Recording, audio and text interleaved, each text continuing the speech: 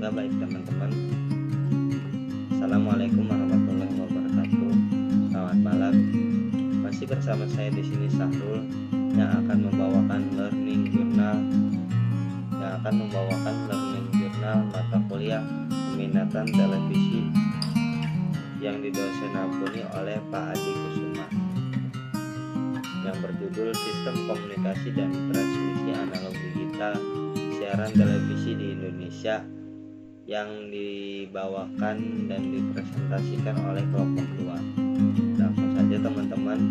Yang pertama, sistem komunikasi pada frekuensi radio siaran televisi dan penggunaannya di Indonesia. Ada beberapa frekuensi radio televisi dan penggunaannya di Indonesia. Yang pertama, spektrum frekuensi radio atau biasa yang dikenal sebagai aliran radio. Yang kedua, gelombang elektromagnetika, dan yang ketiga, pengaturan frekuensi. Masuk ke sistem komunikasi pada frekuensi radio siaran televisi dan penggunaannya di Indonesia. Banyak sistem-sistem komunikasi pada frekuensi radio. Yang pertama, pemancar televisi. Mungkin teman-teman tidak aneh lagi dengan pemancar televisi. Banyak, apalagi pada saat zaman sekarang gitu ya. Sekarang tidak pakai pemancar, tidak usah menggunakan antena lagi. Mungkin waktu zaman dulu gitu, antena sangat diperlukan untuk pemancar siaran televisi ataupun radio. Supaya apa? Supaya suara dan gambar yang kita dapatkan kualitasnya bagus dan tidak runyam. Dan yang jelas, supaya gambar yang kita dapatkan sangat jelas dan enak dinikmatinya. Yang kedua, penerima televisi. Selain pemancar televisi, ada pun penerima televisi. Seperti mungkin ketika emang dari suatu perusahaan ataupun siaran televisi ataupun radio gitu. Ada beberapa penerima pemancar, karena tidak semua pemancar dan jaraknya pun luas banget gitu tuh. Ada mungkin beberapa ketika memancarkan suatu radio A, yang lain belum tentu mendapatkan pemancar tersebut karena ada pun gitu jaringan atau pemancarnya sangat pendek yang dihasilkan oleh suatu radio ataupun televisi tersebut. Yang ketiga, stasiun relay. Stasiun relay mungkin bisa disebut sebagai pemberhentian ya teman-teman. Yang ketiga, interferensi siaran. Yang keempat, standar penyiaran. Ada pula sistem komunikasi pada frekuensi radio ataupun siaran televisi. Ada standar penyiarannya masing-masing. Contoh mungkin seperti radio berapa kilometer, dan seperti TV sampai berapa kilometer. Karena seperti yang saya bilang tadi, tidak semua wilayah ataupun tidak semua radio bisa menangkap pada siaran ataupun pendengaran yang sama.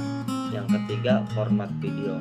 Adapun format video ini mungkin lebih ke televisi ya teman-teman. Karena format video ketika kita mengetik suatu video ataupun meliput atau menggambar suatu video, pasti ada format video ataupun kualitas video yang tidak bagus ataupun kurang enak dipandang. Makanya penggunaan format ataupun penangkapan yang handal itu sangat diperlukan. Yang selanjutnya, rencana teknik. Setelah rencana teknik, adapun departemen teknik ya teman-teman. Jenis-jenis frekuensi televisi. Yang pertama, frekuensi pembawa atau yang disebut carrier frekuensi.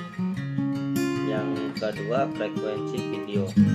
Frekuensi video ini mungkin kualitasnya ya lebih ke kualitasnya teman-teman. Frekuensi video, kualitas video ataupun gambar yang didapatkan seberapa jelas ataupun seberapa bagus yang didapatkan. Yang ketiga, frekuensi subcarrier atau yang disebut dalam bahasa Inggris subcarrier frekuensi. Yang keempat, frekuensi audio. Nah, frekuensi audio ini masuk ke dalam frekuensi audio radio ataupun frekuensi audio televisi, karena ini menyangkut suara.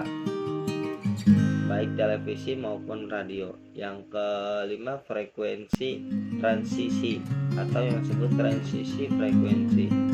Yang keenam, frekuensi sinkronisasi vertikal dan horizontal. Yang ketujuh, frekuensi jaringan atau network.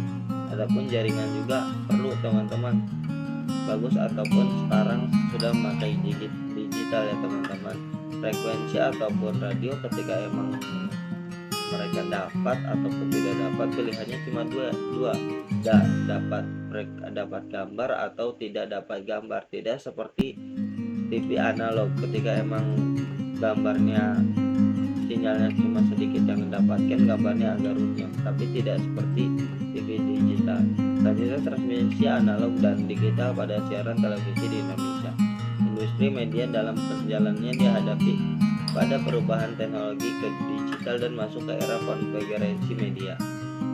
Dalam membahas mengenai konvergensi televisi sebagai perwakilan media massa konvensional seperti surat kabar ataupun radio, harus menerima kenyataan adanya media baru dan meluasnya komputer, internet, dan peranti genggamannya. Secara kesimpulan yang disimpulkan oleh kelompok 2, secara keseluruhan sistem komunikasi melalui frekuensi radio ataupun siaran televisi memiliki peran penting dalam menyebarkan informasi dan hiburan dan edukasi di Indonesia.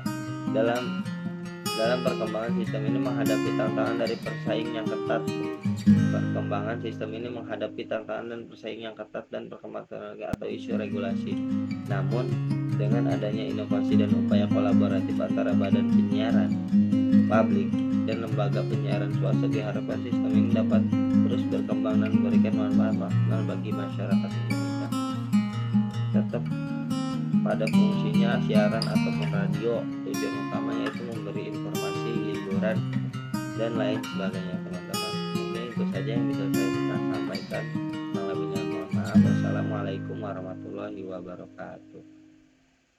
Dadah.